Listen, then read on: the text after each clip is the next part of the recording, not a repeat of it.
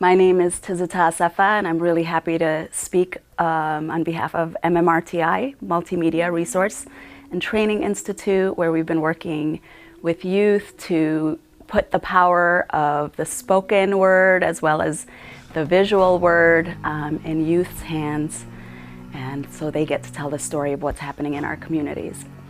Today is a really special day in American history, and in particularly for African American communities. It is Juneteenth, June 19th.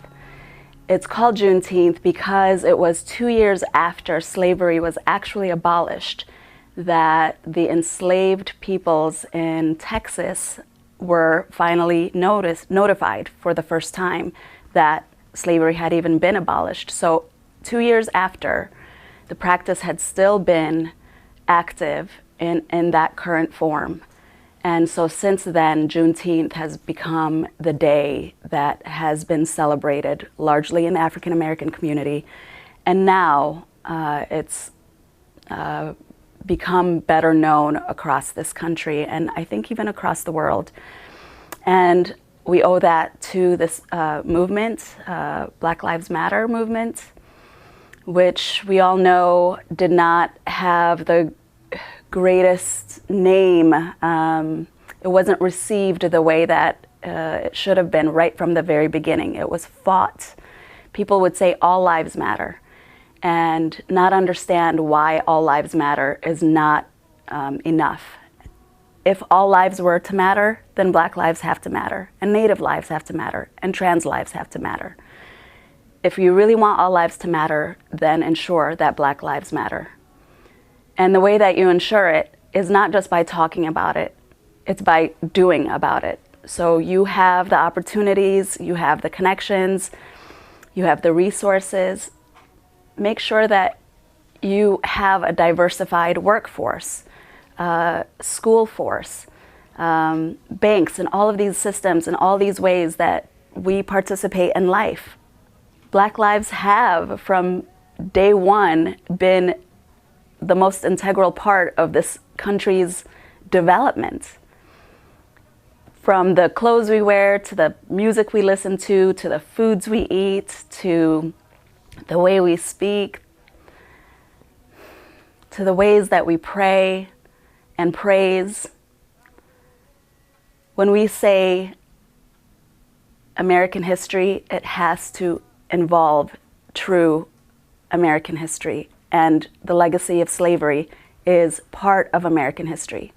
And it's not the only story of Black people. So create avenues for Black people to tell their stories. Let's build bridges. If we're immigrants and we don't understand the unique form of racism in America, take some time and study it, and don't dismiss people's experiences. Those of us who've come from different parts of the world, we have all benefited from Black lives, sacrificing, fighting, praying, working, developing to the point that we have civil rights. And as we know, just this week, civil rights included the lives of trans lives, LGBTQ rights, which they say sometimes, oh, well, it wasn't in the law, it wasn't written there. Well, the Constitution wasn't thinking about Black people either. And because Black people were not seen as people, they were 3/5 of a human being.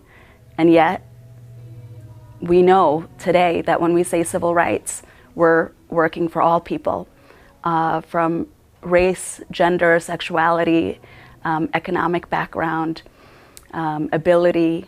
And so let's really live to that. And especially in Seattle, where we say that we're liberal, even if we're not wanting to label ourselves politically, we know that what's right is to stand together. And if another person is hurting, how can I be well?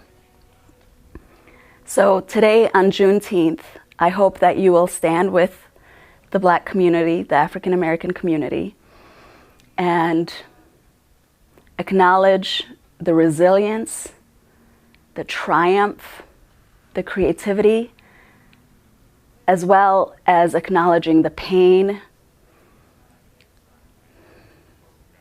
the suffering, the injustice that still is being faced today.